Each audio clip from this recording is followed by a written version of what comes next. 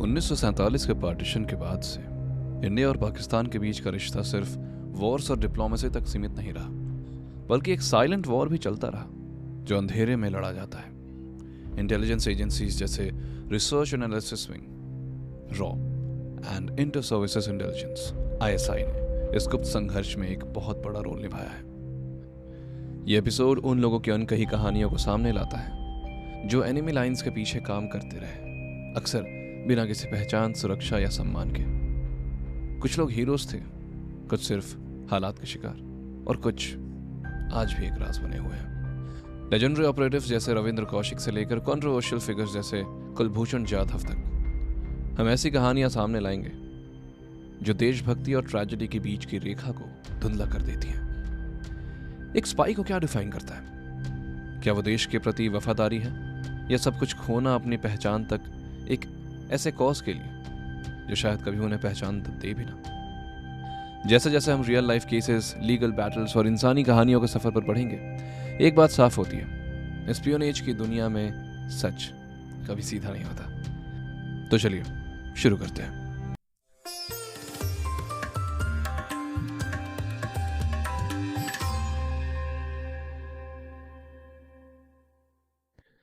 India और पाकिस्तान के बीच का रिश्ता 1947 के पार्टीशन के तुरंत बाद से ही टेंशन और डिस्ट्रस्ट से भरा हुआ है। पार्टीशन के दौरान हुए वायलेंट माइग्रेशंस ने दोनों देशों के बीच गहरी नफरत और शक का माहौल बना दिया, जिसका असर आज तक देखने को मिलता है। 1947 के बाद 1948, 1948 का कश्मीर कॉन्फ्लिक्ट, फिर 1965 की वॉर और 1971 की वॉर ने इस राइवलरी को और इंटेंस बना दिया। इन सब कॉन्फ्लिक्ट्स के बीच एक और साइलेंट बैटलफील्ड डेवलप हुआ जिसे हम एस्पियोनेज कहते हैं, जहां बिना यूनिफॉर्म के लोग देश के लिए काम करते हैं। इसी दौरान इंटेलिजेंस एजेंसीज जैसे रिसर्च एंड एनालिसिस विंग जो 1968 में एस्टैब्लिश हुई और इंटर सर्विसेज इंटेलिजेंस ने अपने कवर्ट ऑपरेशंस को एक्सपैंड किया। रॉ का फॉर्मेशन खासतौर पर 1962 के सीनो वॉर और 1965 के इंडो पाकिस्तान वॉर के बाद हुआ था, जिससे इंडिया को एक स्ट्रॉन्ग एक्सटर्नल इंटेलिजेंस सिस्टम की जरूरत महसूस हुई। दोनों तरफ से स्पाइस को बॉर्डर के पार भेजा जाता था, जहां उनका काम होता था मिलिट्री मूवमेंट्स ट्रैक करना, सेंसिटिव डॉक्यूमेंट्स कलेक्ट करना और कभी कभी लोकल नेटवर्क्स बिल्ड करना। ये मिशंस एक्सट्रीमली रिस्की होते थे, क्योंकि अगर पकड़े गए तो उन्हें अपने देश की तरफ से ऑफिशियल रिकॉग्निशन या प्रोटेक्शन मिलना मुश्किल होता था। रिपोर्ट्स के मुताबिक हर साल कई लोग एस्पियोनेज के चार्जेस में अरेस्ट किए जाते रहे हैं। इंडिया ने भी 2013 से 16 के बीच लगभग 50 से ज्यादा सस्पेक्टेड पाकिस्तानी स्पाइस को अरेस्ट किया था, जो ये दिखाता है कि ये गेम सिर्फ एक तरफ से नहीं बल्कि दोनों तरफ से चल रहा है। पाकिस्तान में एनिमी एजेंट्स ऑर्डिनेंस जैसे कानून के तहत कई इंडियन नेशनल्स को ट्रायल फेस करना पड़ा, जहां उन्हें डेथ सेंटेंस तक सुनाया गया। वहीं इंडिया में भी ऑफिशियल सीक्रेट्स एक्ट के तहत पाकिस्तानी एजेंट्स पर कार्रवाई की जाती है। कई बार ऐसे केसेस भी सामने आए जहां आम सिविलियंस जैसे फिशरमैन या बॉर्डर विलेजर्स गलती से बॉर्डर क्रॉस कर गए और उन्हें स्पाई होने के शक में गिरफ्तार कर लिया गया। ये लोग सालों तक जेल में रहे बिना किसी स्ट्रॉन्ग एविडेंस के।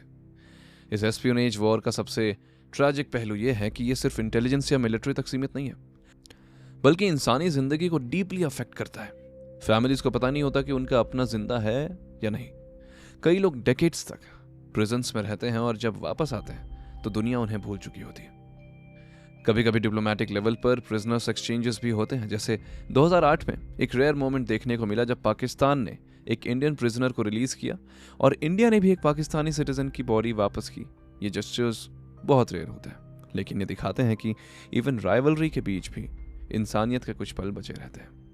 यह हिस्टोरिकल कॉन्टेक्स्ट हमें यह समझाता है कि एस्पियोनेज सिर्फ एक सीक्रेट ऑपरेशन नहीं बल्कि एक ऑनगोइंग शैडो वॉर है, जहां हर पकड़े गए इंसान के पीछे एक कहानी होती है, एक सैक्रिफाइस होता है और अक्सर एक ऐसी सच्चाई होती है जो कभी पूरी तरह सामने नहीं आती। 1965 के जंग के बाद इंडिया और पाकिस्तान के बीच टेंशन अपने पीक पर था और इसी दौरान एस्पियोनेज एक्टिविटीज भी काफी तेजी से बढ़ गई थी। इस पीरियड में 2 इंडियन नेशनल्स, मदन लाल और कृष्ण, को पाकिस्तान अथॉरिटीज ने पकड़ लिया। उन पर आरोप था कि वो स्पाइंग एक्टिविटीज में इन्वॉल्व थे और सेंसिटिव इंफॉर्मेशन कलेक्ट कर रहे थे। पाकिस्तान ने इन दोनों को एनिमी एजेंट्स ऑर्डिनेंस के तहत चार्ज किया। ये एक ऐसा कानून था जो खास तौर पर वॉर टाइम और नेशनल सिक्योरिटी थ्रेट्स को डील करने के लिए यूज किया जाता था। इस लॉ के अंडर अक्यूज्ड को एनिमी एजेंट माना जाता है और उनके अगेंस्ट स्ट्रिक्ट लीगल एक्शन लिया जा सकता था। मदन लाल और कृष्ण का केस उन अर्ली एग्जाम्पल्स में से एक था जहां इंडियन पाकिस्तान राइवलरी सिर्फ बैटलफील्ड तक सीमित नहीं रही, बल्कि इंटेलिजेंस और कवर्ट ऑपरेशंस तक एक्सटेंड हो चुकी थी। उनकी गिरफ्तारी ने यह दिखाया कि दोनों देश एक्टिवली एक दूसरे के खिलाफ इंफॉर्मेशन गैदर कर रहे थे और स्पाइस को एक स्ट्रैटेजिक वेपन के रूप में यूज किया जा रहा था। इस केस का एक इंपॉर्टेंट पहलू यह भी था कि ऐसे लोगों के लिए लीगल प्रोसेस काफी टफ होता था। उन्हें अक्सर लिमिटेड एक्सेस मिलता था लीगल हेल्प का, और उनकी आइडेंटिटी और मिशन दोनों सीक्रेसी में रखे जाते थे। यह कहानी सिर्फ दो इंडिविजुअल्स की नहीं थी, बल्कि एक नए फेज की शुरुआत थी जहां एस्पियोनेज इंडिया पाकिस्तान कॉन्फ्लिक्ट का एक परमानेंट हिस्सा बन गया। 1965 के बाद, आफ्टर 1965, यह पैटर्न और स्ट्रांग होता गया, जहां हर कॉन्फ्लिक्ट के बाद स्पाई अरेस्ट्स और इंटेलिजेंस ऑपरेशंस में और ज्यादा इंक्रीज देखने को मिला। मदन लाल और कृष्ण का केस हमें यह समझाता है कि एस्पियोनेज की दुनिया में पहचान और सच दोनों अक्सर सिस्टम के अंदर ही खो जाते हैं और बाहर सिर्फ आरोप और खामोशी ही दिखाई देती है। इस केस में एक पैटर्न सामने आने लगा जहां एस्पियोनेज सिर्फ एक आइसोलेटेड इंसिडेंट नहीं, बल्कि एक कंटिन्यूअस स्ट्रैटेजी बन चुका था। 1965 के बाद पाकिस्तान ने बॉर्डर एरियाज पर सर्विलेंस और इंटेलिजेंस मॉनिटरिंग को और भी स्ट्रॉन्ग कर दिया, जिससे इन्फिल्ट्रेशन और स्पाइंग को रोकने की कोशिश की गई। इसी तरह इंडिया ने भी अपने इंटेलिजेंस नेटवर्क को एक्सपैंड किया और कवर्ट ऑपरेशंस को और स्ट्रक्चर्ड बनाया। इस केस ने यह भी हाईलाइट किया कि स्पाई बनने का मतलब सिर्फ इंफॉर्मेशन कलेक्ट करना ही नहीं होता, बल्कि एक ऐसी जिंदगी जीनी होती है जहां हर पल पकड़े जाने का खतरा होता है, और अगर पकड़े गए तो अपनी पहचान तक डिनाई करनी पड़ सकती है।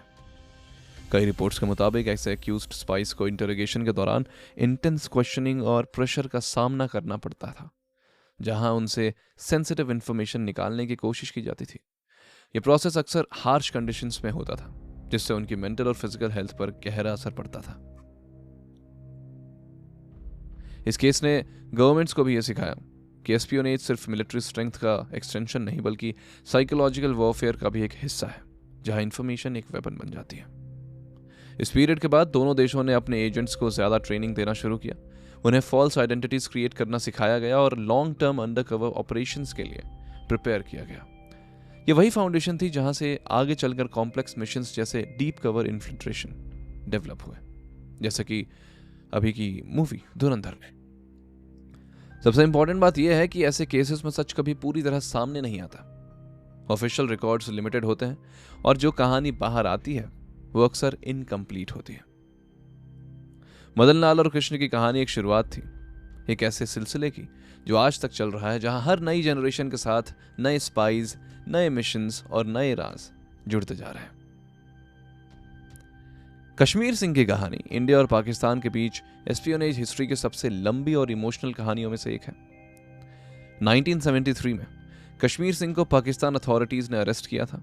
ऑफिशियल तौर पर यह कहा गया कि वो स्मगलिंग के केस में पकड़े गए थे, लेकिन बाद में उन पर एस्पियोनेज का चार्जेस लगा दिया गया। उन्हें एक इंडियन स्पाई के रूप में प्रेजेंट किया गया जो सेंसिटिव इंफॉर्मेशन कलेक्ट कर रहा था। ट्रायल के बाद उन्हें डेथ सेंटेंस सुनाया गया और इन्हें पाकिस्तान की जेल में डाल दिया गया, जहां उन्होंने लगभग 35 साल बिता दिए। ये एक एक्स्ट्रा ऑर्डिनरी ड्यूरेशन है जो किसी भी एस्पियोनेज केस में बहुत रेयर माना जाता है। 1970s और 80s के दौरान उनका केस लार्जली अननोन रहा। उनका नाम पब्लिक डोमेन में ज्यादा डिस्कस नहीं हुआ और उनकी फैमिली इंडिया में उनके बारे में लिमिटेड इंफॉर्मेशन के साथ जीती रही। यह एस्पियोनेज वर्ल्ड का एक हार्श रियलिटी है जहां एजेंट्स को अक्सर ऑफिशियली डिनाई कर दिया जाता है। 1990s के दौरान भी कश्मीर सिंह जेल में ही रहे, जब इंडिया पाकिस्तान के रिलेशंस में अप्स एंड डाउन्स आते रहे थे, जैसे 1999 का कारगिल वॉर, जिसमें टेंशन और भी बढ़ गई थी। इस पीरियड में प्रिजनर्स के लिए कंडीशंस और भी डिफिकल्ट हो जाती थी। 2000s के शुरू होने के बाद डिप्लोमेटिक लेवल पर थोड़ी ठहराव देखने को मिली और कुछ ह्यूमैनिटेरियन जेस्चर्स की बात होने लगी। कश्मीर सिंह का केस धीरे धीरे अटेंशन में आया और उनकी मर्सी प्ली पर डिस्कशन शुरू हुआ। फाइनली 2008 में एक अनएक्सपेक्टेड टर्न आया जब पाकिस्तान के प्रेसिडेंट परवेज मुशर्रफ ने उन्हें पार्डन कर दिया। यह डिस्कशन एक ह्यूमैनिटेरियन जेस्चर के रूप में देखा गया, क्योंकि वो ऑलरेडी 35 साल जेल में बिता चुके थे, 35 ईयर्स। मार्च 2008 के आसपास उनकी रिलीज प्रोसेस इनिशिएट हुई और उन्हें वाघा बॉर्डर के थ्रू इंडिया वापस भेजा गया। ये मोमेंट हाईली इमोशनल था, जहां एक आदमी जो 3 दशकों से ज्यादा समय जेल में रहा, वो अपने देश लौट रहा था। इंडिया लौटने के बाद कश्मीर सिंह ने एक शॉकिंग बात एक्सेप्ट की कि वो actually research and analysis wing के लिए काम करते थे। ये एडमिशन उनकी कहानी को और भी सिग्निफिकेंट बना दिया, क्योंकि ये उन रेयर केसेस में से एक था जहां एक फॉर्मर स्पाई ने ओपनली अपनी आइडेंटिटी एक्सेप्ट की। उन्होंने ये भी कहा कि उन्होंने पाकिस्तान में मल्टीपल मिशंस कंप्लीट किए थे, लेकिन जब वो पकड़े गए थे तो उन्हें ऑफिशियल सपोर्ट नहीं मिला। ये एस्पियोनेज की दुनिया एक पेनफुल सच बताती है, जहां एजेंट्स अपनी जिंदगी रिस्क पर रखते हैं, लेकिन पकड़े जाने पर उन्हें अक्सर अकेला छोड़ दिया जाता है। और इसका सल्यूशन भी बहुत मुश्किल है, क्योंकि अगर वो पीछे आएंगे तो सारी इंफॉर्मेशन और सारी चीज़ें जो इतनी मेहनत के बाद मिली है वो सारी वेस्ट हो जाएंगी। उनकी ज़िंदगी का ये सफ़र 1973 से 2008 तक एक कंप्लीट टाइमलाइन क्रिएट करता है, जहां एक इंसान ने अपनी ज़िंदगी के सबसे कीमती साल जेल के अंदर बिता दिए, सिर्फ एक ऐसे मिशन के लिए जो कभी ऑफिशियली एग्जिस्ट भी नहीं करता था। रविंद्र कौशिक, जिसे दुनिया ब्लैक टाइगर के नाम से जानती है, इंडिया पाकिस्तान एस्पियोनेज हिस्ट्री का एक सबसे डेयरिंग और रिमार्केबल चैप्टर है। रविंद्र कौशिक का जन्म 11 अप्रैल 1952 को राजस्थान के श्रीगंगानगर में हुआ था। बचपन से ही वो एक टैलेंटेड स्टूडेंट और थिएटर आर्टिस्ट थे। उनकी एक्टिंग स्किल्स ने ही उनकी ज़िंदगी का रास्ता बदल दिया। 1973 के आसपास उन्हें रिसर्च एंड एनालिसिस विंग के ऑफिसर्स ने नोटिस किया और उन्हें सीक्रेटली रिक्रूट किया गया। 1973 से 1975 के बीच उन्हें दिल्ली में इंटेंसिव ट्रेनिंग दी गई, जिसमें उन्हें उर्दू लैंग्वेज, इस्लामिक कल्चर और पाकिस्तान के सोशल एनवायरनमेंट के बारे में डिटेल में सिखाया गया। 1975 में उन्हें एक नई आइडेंटिटी दी गई, नबी अहमद शकीर। इस आइडेंटिटी के साथ उन्हें पाकिस्तान भेजा गया, जहां उन्होंने अपनी पुरानी जिंदगी को पूरी तरह छोड़ दिया। ये एक पॉइंट ऑफ नो रिटर्न था। 1975 से 1978 के बीच उन्होंने पाकिस्तान में अपनी आइडेंटिटी स्टैब्लिश की। उन्होंने कराची यूनिवर्सिटी से LLB की डिग्री हासिल की और ग्रेजुअली पाकिस्तान के सिस्टम में घुल मिल गए। 1979 में उन्होंने पाकिस्तान आर्मी ज्वाइन की और अपनी इंटेलिजेंस और डिसिप्लिन के बेसिस पर धीरे धीरे रैंक बढ़ाते गए। कुछ सालों में ही वो मेजर के रैंक तक पहुंच गए थे, जो एक एक्स्ट्रा ऑर्डिनरी अचीवमेंट थी एक डीप कवर एजेंट के लिए। 1979 से 83 के बीच उनका सबसे सक्सेसफुल फेज माना जाता है। इस दौरान उन्होंने इंडिया को क्रिटिकल मिलिट्री इंटेलिजेंस प्रोवाइड की, जिसमें ट्रूप मूवमेंट्स और स्ट्रेटेजिक प्लान्स जैसे इनपुट्स शामिल थे। उनकी इन्फॉर्मेशन इतनी वैल्यूएबल थी कि उन्हें इंडिया में ब्लैक टाइगर का कोड नेम दिया गया। 1983 में उनका मिशन एक डेंजरस टर्न लेता है, जब इंडिया ने एक और कॉन्टैक्ट एजेंट इनायत मसीह को पाकिस्तान भेजा तो वो पकड़े गए। इंटेरोगेशन के दौरान उसने रविंद्र कौशिक का नाम रिवील कर दिया, जिससे उनकी आइडेंटिटी एक्सपोज हो गई। 1983 के एंड तक कौशिक को पाकिस्तान अथॉरिटीज ने अरेस्ट कर लिया। उन पर एस्पियोनेज के चार्जेस लगाए गए और उनका ट्रायल मिलिट्री कोर्ट में चला। 1985 के आसपास उन्हें डेथ सेंटेंस सुनाया गया, लेकिन बाद में इसे लाइफ इम्प्रिजनमेंट में कन्वर्ट कर दिया गया। उन्हें सियालकोट और फिर मुल्तान जैसी जेल्स में रखा गया, जहां उन्होंने लगभग 16 साल का समय काटा। 1980s और 90s के दौरान उन्होंने कई बार इंडिया को लेटर्स लिखे, जिसमें उन्होंने अपनी कंडीशन और नेग्लेक्ट के बारे में बताया। उनका एक फेमस लाइन था कि अगर मैं अमेरिकन होता तो 3 दिन में वापस आ जाता। ये उनके फ्रस्ट्रेशन को क्लियरली दिखाता है। 21 नवंबर 2001 को मुल्तान सेंट्रल जेल में उनकी डेथ हो गई। रिपोर्ट्स के मुताबिक उनकी डेथ ट्यूबरक्लोसिस और हार्ट रिलेटेड कॉम्प्लिकेशंस की वजह से हुई। उनकी डेथ एक साइलेंट एंड थी, एक ऐसे एजेंट के लिए जिसे कभी ऑफिशियली रिकॉग्नाइज किया ही नहीं गया। इंडिया को उनको ऑफिशियली कभी एक्सेप्ट नहीं करना यह इंटेलिजेंस वर्ल्ड का एक रूल है कि आगे की इंफॉर्मेशन बचाई जा सके। सरबजीत सिंह की कहानी इंडिया और पाकिस्तान के बीच सबसे कंट्रोवर्शियल और इमोशनली चार्ज्ड केसेस में से एक है, जहां सच और नैरेटिव दोनों अलग अलग डायरेक्शंस में चलते नजर आते हैं। 1990 में पाकिस्तान में लाहौर और फैसलाबाद जैसे शहरों में बॉम्ब ब्लास्ट्स हुए, जिसमें कई लोगों की जान गई और कई लोग घायल हुए। पाकिस्तान अथॉरिटीज ने इन अटैक्स के लिए सरबजीत सिंह को जिम्मेदार ठहराया और उन्हें अरेस्ट कर लिया गया। उन पर आरोप लगाया गया कि वो एक इंडियन स्पाई हैं, जो कवर्ट ऑपरेशंस के तहत पाकिस्तान में घुसकर ऐसे अटैक्स को एग्जीक्यूट कर रहे थे। ट्रायल के बाद उन्हें डेथ सेंटेंस सुना दिया गया। और उन्हें लाहौर के कोट लखपात जेल में शिफ्ट कर दिया गया। दूसरी तरफ इंडिया का नैरेटिव बिल्कुल अलग था।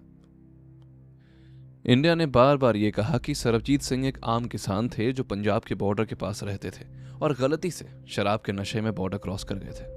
उनके परिवार ने भी यही क्लेम किया कि वो किसी भी एस्पियोनेज या टेररिस्ट एक्टिविटी में इन्वॉल्व नहीं थे। 1991 से लेकर 2000 तक सरबजीत सिंह का केस इंडिया में धीरे धीरे पब्लिक अटेंशन में आने लगा। उनकी बहन दलबीर कौर ने उनकी रिलीज के लिए लगातार कैंपेन चलाए। इंडिया में रैलीज, प्रोटेस्ट और पिटीशंस फाइल की गई जिसमें उनकी सजा को रिकंसिडर करने की डिमांड की गई। 1990s और अर्ली 2000s के दौरान उनकी मर्सी पिटीशंस पाकिस्तान के अथॉरिटीज के पास भेजी गई, लेकिन हर बार उनकी एग्जीक्यूशन को पोस्टपोन किया गया पर कैंसिल नहीं किया गया। यह अनसर्टेनिटी उनके केस का एक मेजर पार्ट बन गई, जहां हर कुछ सालों में उनकी फांसी की डेट अनाउंस होती थी और फिर लास्ट मोमेंट पर स्टे मिल जाता था। इस दौरान सरबजीत सिंह ने अपनी जिंदगी का एक बड़ा हिस्सा डेथ रो पर गुजारा, जहां हर दिन उनके लिए एक साइकोलॉजिकल स्ट्रगल था। डेथ रो का मतलब सिर्फ फिजिकल इम्प्रिजनमेंट नहीं, बल्कि हर दिन मौत का इंतजार करना होता है। उनका केस धीरे धीरे एक डिप्लोमेटिक इशू बन गया, जहां इंडिया और पाकिस्तान के बीच स्टेटमेंट्स और काउंटर स्टेटमेंट्स आते जाते रहे। ह्यूमन राइट्स ऑर्गेनाइजेशंस ने भी इस केस पर कंसर्न रेज किया और फेयर ट्रायल और ह्यूमैनिटेरियन अप्रोच की बात की। सरबजीत सिंह की कहानी का ये पहला हिस्सा हमें यह दिखाता है कि एस्पियोनेज और टेररिज्म के एक्यूजेशंस के बीच एक इंसान की जिंदगी कैसे पॉलिटिकल और डिप्लोमेटिक नैरेटिव का हिस्सा बन जाती है, जहां सच अक्सर डिबेट का सब्जेक्ट बना रह जाता है। यह सिर्फ एक केस नहीं, बल्कि एक ऐसा सवाल है जो आज भी खड़ा है कि क्या सरबजीत सिंह सच में एक स्पाई थे या एक गलती से बॉर्डर पार करने वाले आम इंसान? इस सवाल का अब तक पूरा जवाब नहीं मिल पाया है। 2010 के बाद सरबजीत सिंह का केस और ज्यादा इंटरनेशनल अटेंशन लेने लगा था।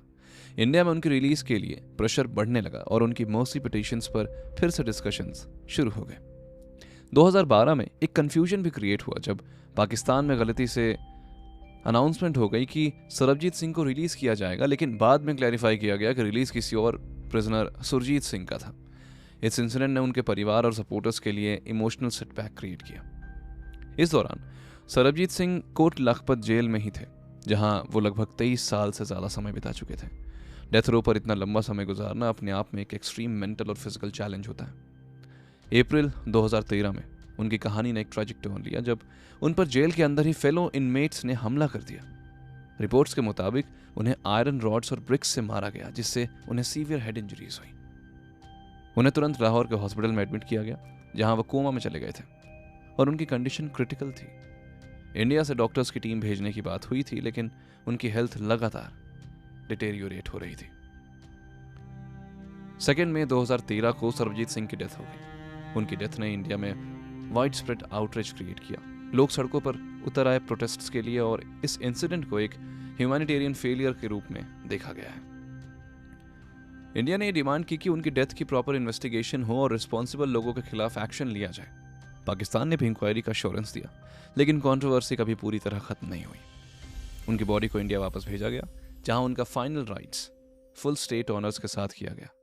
यह एक सिंबॉलिक जेस्चर था जो उन्हें एक विक्टिम और नेशनल फिगर के रूप में रिकॉग्नाइज करता था। सरबजीत सिंह की कहानी का एंड सिर्फ एक इंसान की मौत नहीं, बल्कि एक ऐसा मोमेंट था जहां स्पियोनेज, पॉलिटिक्स और ह्यूमैनिटी एक दूसरे से टकराते नजर आए। आज भी उनका केस एक अनरिजॉल्व डिबेट बना हुआ है। कुछ लोग उन्हें एक स्पाई मानते हैं, जबकि कुछ उन्हें एक बेकसूर इंसान के रूप में देखते हैं जो सिर्फ गलत जगह गलत वक्त पर था। उनकी कहानी ये याद दिलाती है कि इंडिया पाकिस्तान के बीच चलने वाली इस शैडो वॉर का सबसे बड़ा बोझ अक्सर उन लोगों पर पड़ता है जिनके पास अपनी कहानी बताने का मौका भी नहीं होता। कुलभूषण जाधव का case modern India Pakistan espionage history का सबसे हाई प्रोफाइल और इंटरनेशनली डिबेटेड केसेस में से एक है। मार्च 2016 में पाकिस्तान ने अनाउंस किया कि उन्होंने बलूचिस्तान से एक इंडियन नेशनल को अरेस्ट किया है, जिसका नाम कुलभूषण जाधव बताया गया। पाकिस्तान के मुताबिक वो एक सर्विंग ऑफिसर थे इंडियन नेवी के, जो कवर्ट ऑपरेशंस के लिए पाकिस्तान में घुसे हुए थे। पाकिस्तान ने यह क्लेम किया कि Jadhav research and analysis wing के लिए काम कर रहे हैं और उन्हें बलूचिस्तान और कराची में एस्पियोनेज और साबोटाज एक्टिविटीज में इन्वॉल्व होने का क्लेम है। उनके अकॉर्डिंग जाधव का कोड नेम हुसैन मुबारक पटेल था और वो ईरान के थ्रू पाकिस्तान एंटर हुए थे। शॉर्टली पाकिस्तान ने एक वीडियो रिलीज की जिसमें जाधव को एक कन्फेशन देते हुए दिखाया गया। इस वीडियो में उन्होंने एलिजिडली एक्सेप्ट किया कि वो इंडिया के लिए इंटेलिजेंस ऑपरेशंस चला रहे थे। ये वीडियो इंटरनेशनल लेवल पर काफी कंट्रोवर्शियल हो गई क्योंकि इंडिया ने तुरंत इस कन्फेशन को फोर्स्ड और फैब्रिकेटेड बताया था। इंडिया का वर्जन बिल्कुल अलग था। इंडिया ने कहा कि कुलभूषण जाधव एक रिटायर नेवल ऑफिसर हैं जो बिजनेस एक्टिविटीज के लिए ईरान में रह रहे थे और उन्हें वहां से किडनैप करके पाकिस्तान ले जाया गया। इंडिया ने यह भी कहा कि उनका पाकिस्तान की टेरिटरी में होना ही डाउटफुल है। अप्रैल 2016 से 2017 तक जाधव का केस रैपिडली एस्केलेट हुआ। पाकिस्तान ने उन पर मिलिट्री कोर्ट में ट्रायल चलाया जो एक क्लोज्ड प्रोसेस था जहां डिटेल्स पब्लिक डोमेन में लिमिटेड रखी गई। इंडिया ने बार बार डिमांड की कि उन्हें कंज्यूलर एक्सेस दिया जाए, लेकिन पाकिस्तान ने इनिशियली इस रिक्वेस्ट को डिनाई कर दिया जो बाद में एक मेजर लीगल और डिप्लोमेटिक इशू बन गया। कुलभूषण जाधव का केस सिर्फ एक इंडिविजुअल एस्पियोनेज एलिगेशन नहीं रहा, बल्कि ये इंडिया और पाकिस्तान के बीच एक मेजर डिप्लोमेटिक कन्फ्रंटेशन बन गया जहां दोनों देश अपने अपने नैरेटिव को स्ट्रांगली डिफेंड कर रहे थे।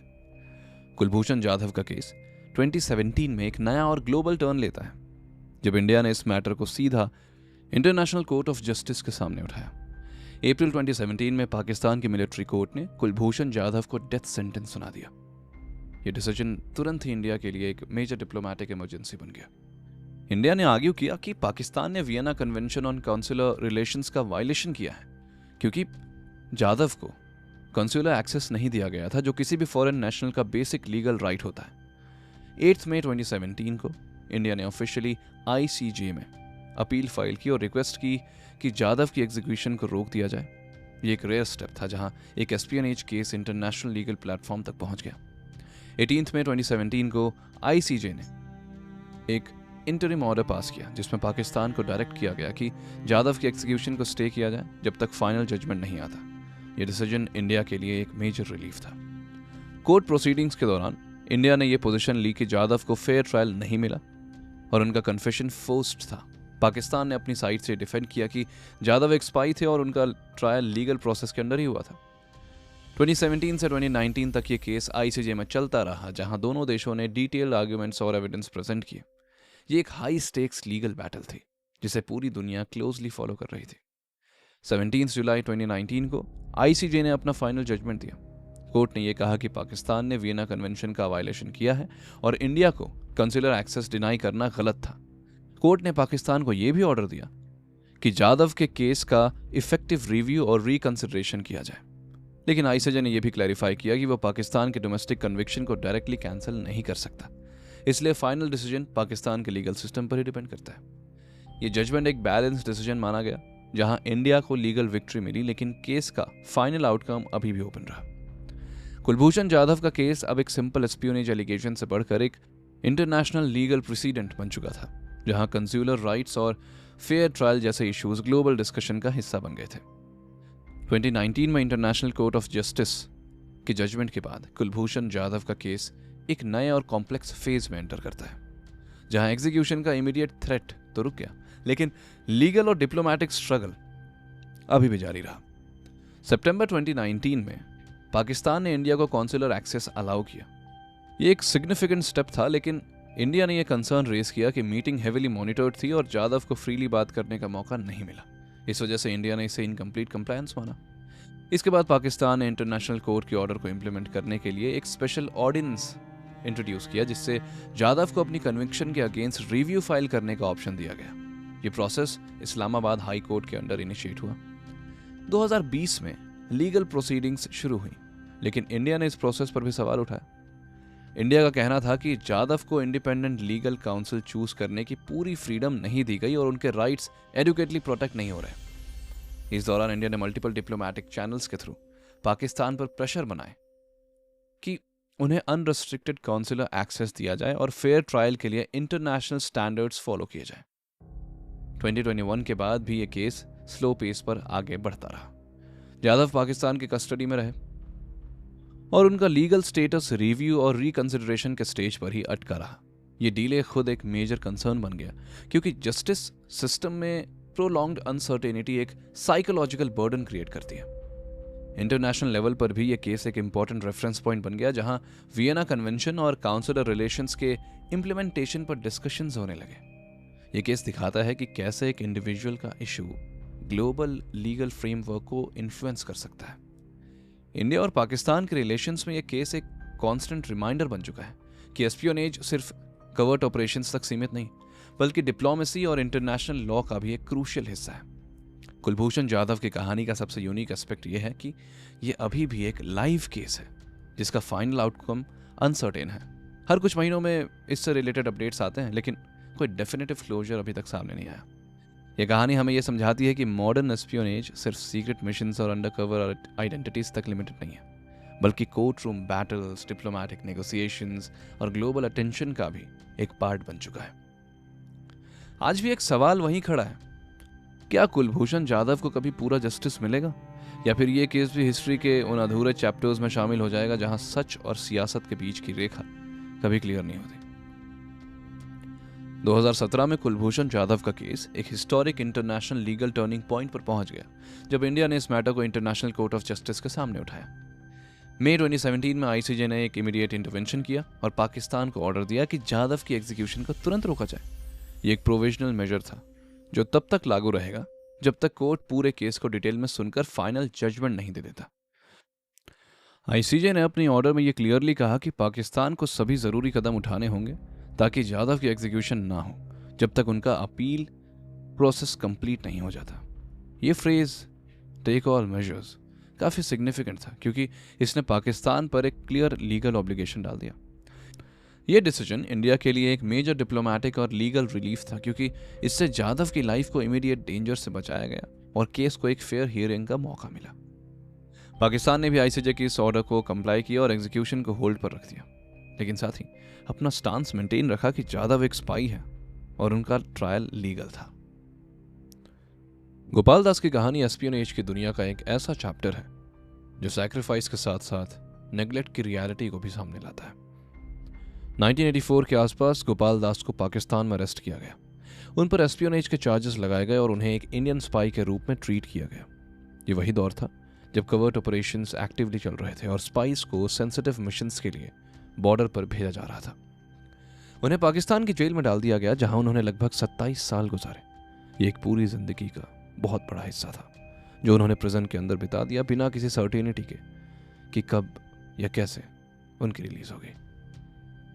इन सालों के दौरान उनका केस पब्लिक डोमेन में ज्यादा हाईलाइट नहीं हुआ, क्योंकि उनकी फैमिली इंडिया में उनके बारे में लिमिटेड इन्फॉर्मेशन के साथ जीती रही और उनकी जिंदगी धीरे धीरे दुनिया की नजरों से गायब हो गई। अप्रैल 2011 में एक अनएक्सपेक्टेड डेवलपमेंट हुआ जब पाकिस्तान के प्रेसिडेंशियल ऑर्डर के थ्रू गोपाल दास को रिलीज किया गया। ये एक ह्यूमैनिटेरियन डिसीजन माना गया, जहां एक लॉन्ग टर्म प्रिजनर को फाइनली आज़ादी दी गई। उन्हें वाघा बॉर्डर के थ्रू इंडिया वापस भेजा गया, जहां उनकी वापसी एक इमोशनल मोमेंट थी, लेकिन साथ ही एक बिटर रियलिटी भी सामने आई। इंडिया लौटने के बाद गोपाल दास ने ओपनली एक्सेप्ट किया कि वो रिसर्च एंड एनालिसिस विंग के लिए काम करते थे। उन्होंने ये भी कहा कि उन्हें एस्पियोनेज के लिए पाकिस्तान भेजा गया था और वो अपना मिशन परफॉर्म कर रहे थे जब उन्हें पकड़ा गया।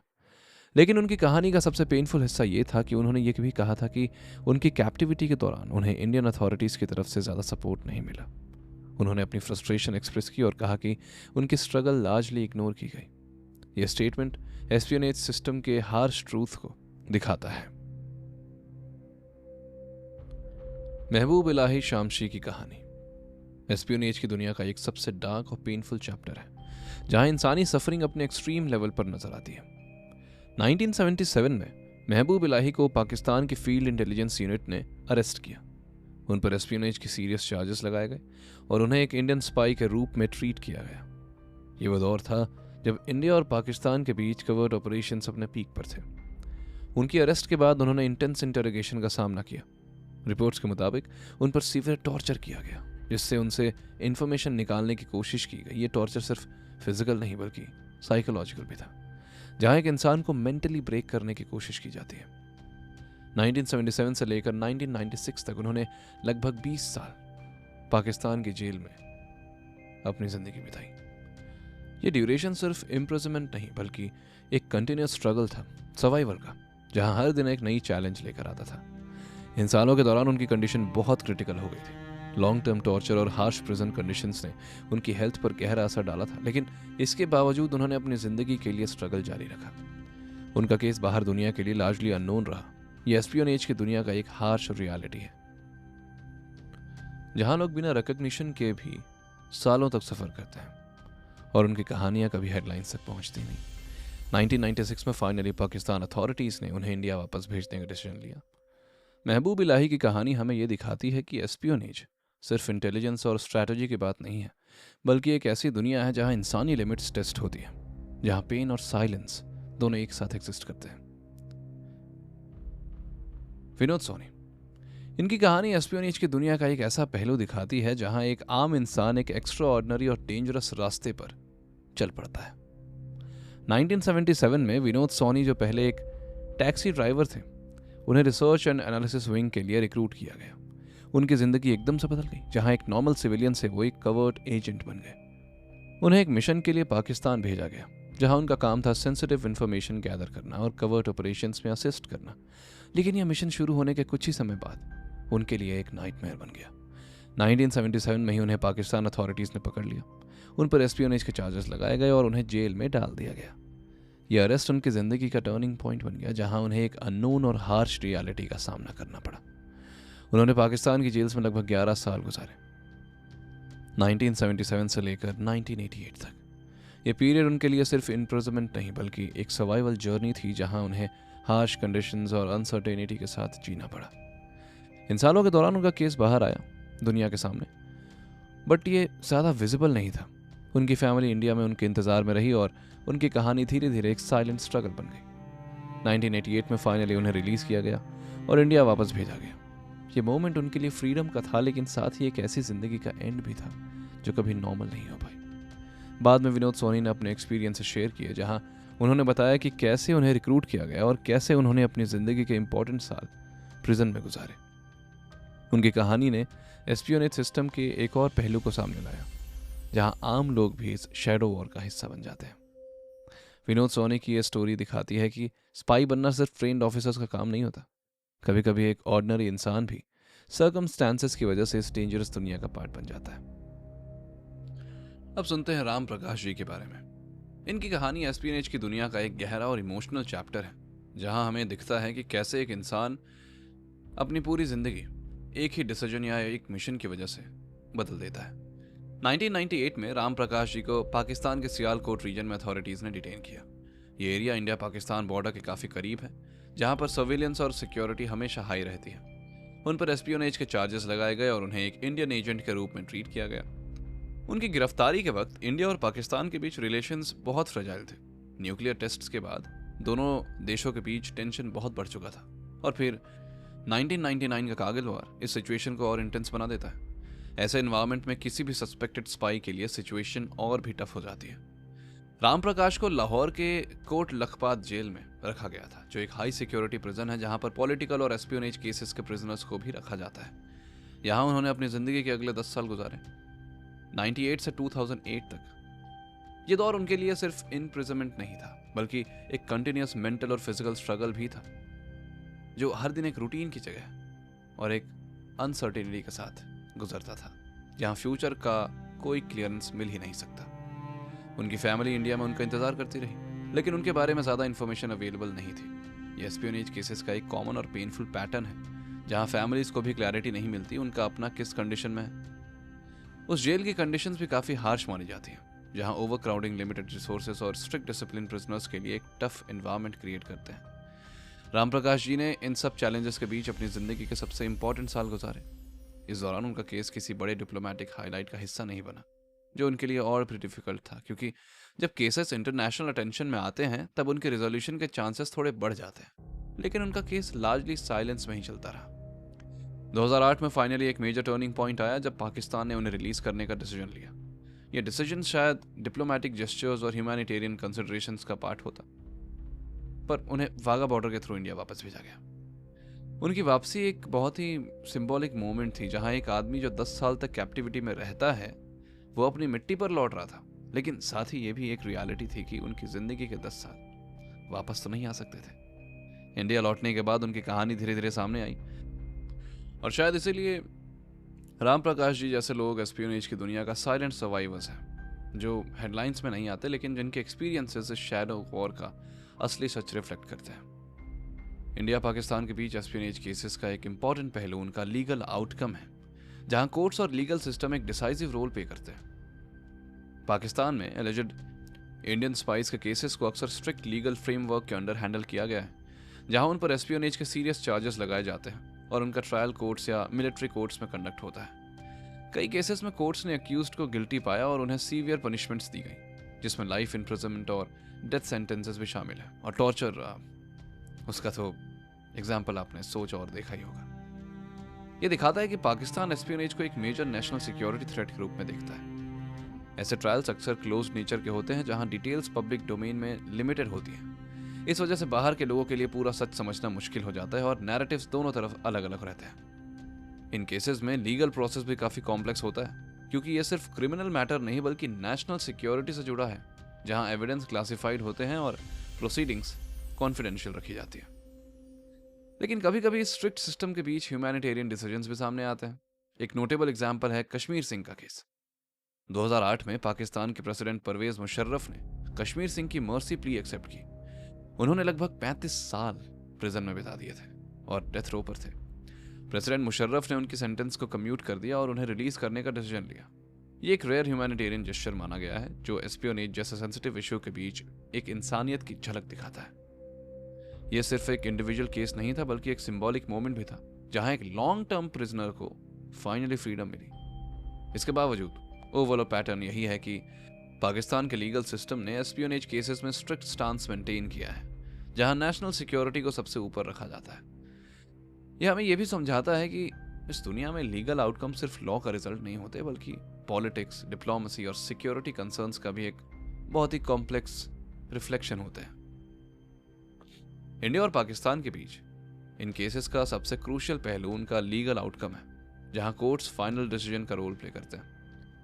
2013 से 16 के बीच इंडिया ने ऑफिशियली रिपोर्ट किया कि यहां dozens of alleged Pakistani spice को अरेस्ट किया गया है, और 2016 तक यह नंबर लगभग 53 पहुंच गए थे। इन नंबर से भी हम समझ सकते हैं कि यह एक्टिविटी ऑन गोइंग है, जो सिर्फ हिस्ट्री का पार्ट नहीं बल्कि आज भी प्रेजेंट है। इन अरेस्ट्स में लगभग अलग अलग तरह के केसेस शामिल थे। कुछ लोग डायरेक्टली इंटेलिजेंस एजेंसी से लिंक्ड थे, जबकि कुछ लोग ऐसे थे जो लोकल कॉन्टैक्ट्स या इन्फॉर्मर्स के रूप में काम कर रहे थे। ये नेटवर्क एक लेयर्ड स्ट्रक्चर होता है, जहां हर लेवल पर अलग अलग रोल्स होते हैं। कई केसेस में अक्यूज्ड लोग सेंसिटिव इन्फॉर्मेशन कलेक्ट करते हुए पकड़े जाते हैं, जैसे military movements, border security details या स्ट्रैटेजिक लोकेशन से रिलेटेड डेटा। यह इन्फॉर्मेशन नेशनल सिक्योरिटी के लिए एक्सट्रीमली क्रिटिकल होती है, इसलिए ऐसे केसेस को सीरियस थ्रेट के रूप में ट्रीट किया जाता है। इंडिया में ही नहीं, हर देश में। इंडिया में ऐसे केसेस को ऑफिशियल सीक्रेट्स एक्ट के अंडर हैंडल किया जाता है, जहां एक्यूज्ड पर स्ट्रिक्ट लीगल एक्शन लिया जा सकता है और उन्हें सजा जो सुनाई जाती है वो भी लॉन्ग टर्म ही होती है। ये अरेस्ट्स तो ये भी दिखाते हैं कि एस्पियोनेज सिर्फ ट्रेन्ड ऑफिसर्स तक लिमिटेड नहीं है, बल्कि इसमें आम लोग भी इन्वॉल्व हो सकते हैं, जो पैसे, प्रेशर या आइडियोलॉजी के चक्कर से इस नेटवर्क का हिस्सा बन जाते हैं।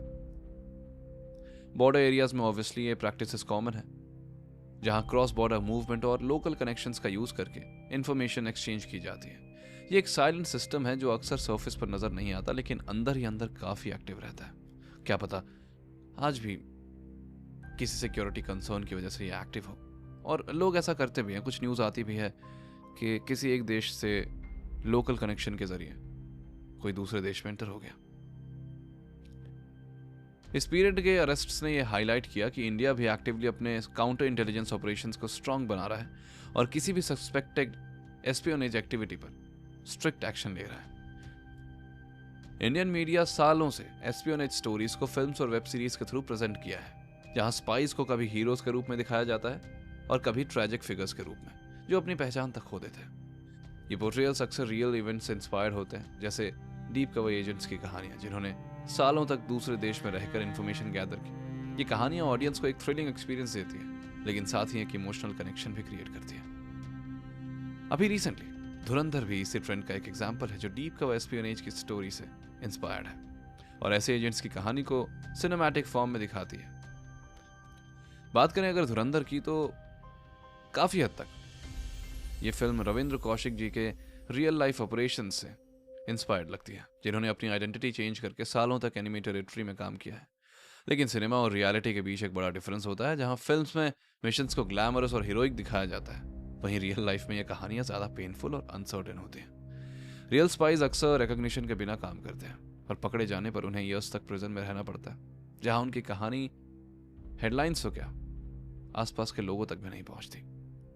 मीडिया का रोल यहां एक डबल एज स्वॉर्ड जैसा दिखता है, जहां एक तरफ अवेयरनेस क्रिएट होती है तो दूसरी तरफ ये कभी कभी रियलिटी को सिंप्लीफाई या ड्रामेटाइज भी कर देती है। फिर भी ये अनडिनायबल है कि मीडिया ने एस्पियोनेज को एक कल्चरल नैरेटिव का हिस्सा बना दिया है, जहां लोग सिर्फ वॉर स्टोरीज नहीं बल्कि उन लोगों की पर्सनल जर्नीज को भी समझ पाते हैं जो लोग इस शैडो वर्ल्ड का पार्ट बनते हैं। इस एपिसोड में हमने रविंद्र कौशिक जैसे लेजेंडरी स्पाइस की कहानी सुनी, जिन्होंने अपनी पूरी जिंदगी एक मिशन के लिए डेडिकेट कर दी, और हमने सरबजीत सिंह जैसे कंट्रोवर्शियल केसेस भी देखे जहां सच आज तक डिबेट का सब्जेक्ट बना हुआ है।